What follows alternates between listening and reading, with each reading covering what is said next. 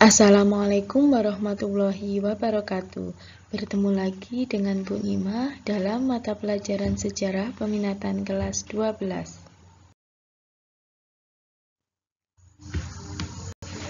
Pada pertemuan kali ini, kita akan membahas bab 2, yaitu tentang pembentukan organisasi global dan regional.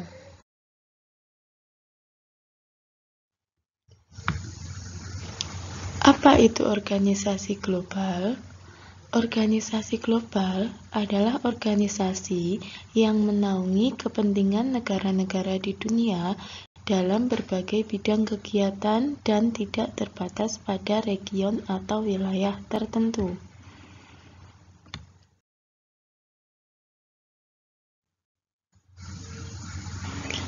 Macam-macam organisasi global yang akan kita bahas dalam pertemuan kali ini adalah: yang pertama, gerakan non-blok; kedua, organisasi konferensi Islam; ketiga, Organisasi of the Petroleum Exporting Countries atau OPEC; General Agreement on Tariff and Trade atau GATT; dan World Trade Organization atau WTO. Kita bahas satu persatu. Yang pertama adalah gerakan non-blok atau non-aligned movement. Merupakan organisasi internasional yang terdiri atas lebih dari 100 negara yang tidak beraliansi dengan blok manapun. Pembentukan GNP diprakarsai oleh negara-negara yang baru merdeka dan tidak menginginkan bergabung dengan blok manapun. Sedangkan tujuan utama pendirian GNP adalah menghindari persaingan antara blok barat dan blok timur. Keikutsertaan Indonesia dalam GNP disebabkan karena adanya kesesuaian prinsip GNP dengan politik luar negeri Indonesia yang bebas dan aktif. Terbentuknya GNP tidak terlepas dari pelaksanaan Konferensi Asia Afrika di Bandung yang menghasilkan Dasar-Sila Bandung. Nah, berangkat dari Dasar-Sila Bandung itulah yang menjadi landasan pemikiran para peserta KAA untuk bergabung dalam suatu ikatan. Selanjutnya, pembentukan GNP dicanangkan dalam konferensi tingkat tinggi yang diselenggarakan di Beograd, Yugoslavia pada tahun 1961.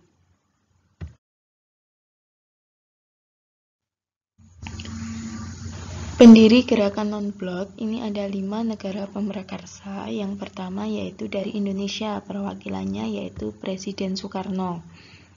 Kemudian dari Yugoslavia, perwakilannya adalah Presiden Joseph Broz Tito.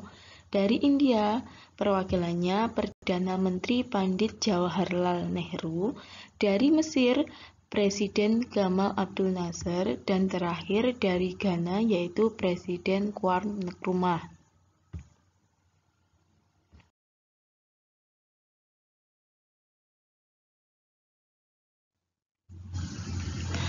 Apa peran Indonesia dalam GNP?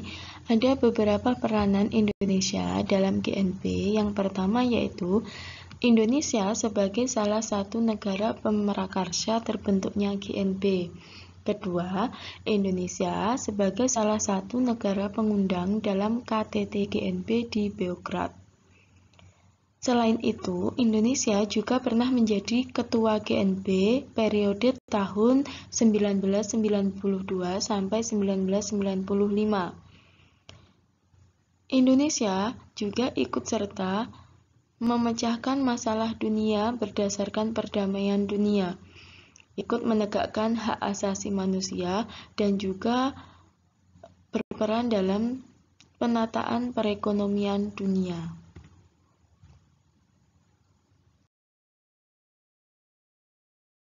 Organisasi global yang kedua yaitu Organisasi Konferensi Islam atau OKI. OKI merupakan organisasi yang menaungi negara-negara Islam di dunia.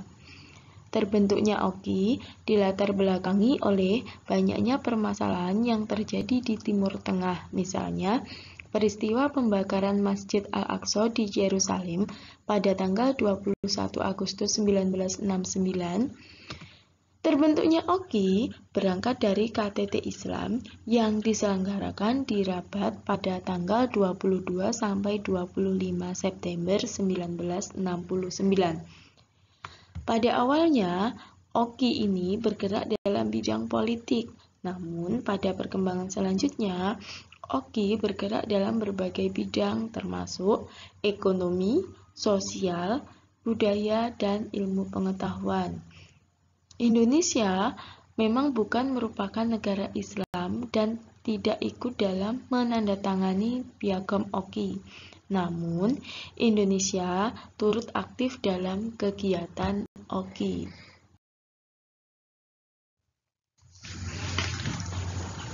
Berikutnya adalah Organization of the Petroleum Exporting Countries atau OPEC. Merupakan organisasi yang menaungi negara-negara penghasil minyak bumi.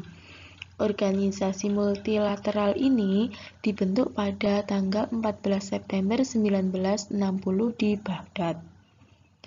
Secara khusus, pembentukan OPEC dipicu oleh pemutusan sepihak dari perusahaan minyak multinasional. OPEC didirikan sebagai wadah bagi negara-negara anggota pengekspor minyak. Indonesia pernah menjadi anggota OPEC pada tahun 1962. Namun, pada tahun 2008, Indonesia secara resmi mengundurkan diri dari keanggotaan OPEC. Karena sejak tahun 2003, Indonesia menjadi importir minyak, bukan lagi sebagai eksportir. Selain itu, Indonesia juga sudah tidak mampu memenuhi kuota produksi yang ditentukan oleh OPEC.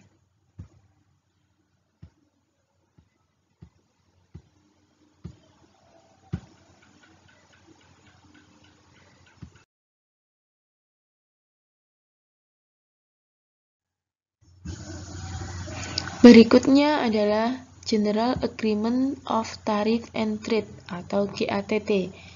Nah, latar belakang dibentuknya GATT adalah adanya usaha-usaha untuk menegosiasi perdagangan bebas secara internasional.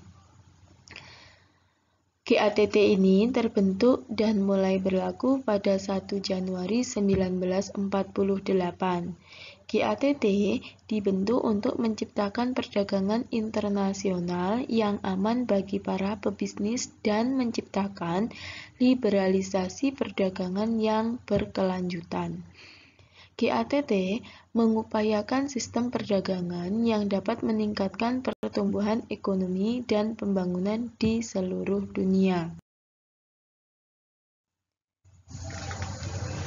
Organisasi global yang terakhir yaitu World Trade Organization atau WTO. Merupakan organisasi internasional yang mengatur perdagangan antar negara. WTO ini dibentuk pada 1 Januari 1995 di Jenewa, Swiss. Pembentukan WTO ini ditujukan untuk menggantikan keberadaan GATT. Pada awal pembentukannya, WTO terdiri dari 115 negara dan hingga saat ini keanggotaan WTO mencapai 154 negara, di mana 117 diantaranya adalah negara berkembang. Indonesia merupakan salah satu negara pendiri organisasi perdagangan ini. Tujuan utama dibentuknya WTO adalah membantu para produsen barang dan jasa serta eksportir dan importir dalam melakukan kegiatan perdagangan. Cukup sekian pertemuan kali ini. Terima kasih atas perhatiannya dan wassalamualaikum warahmatullahi wabarakatuh.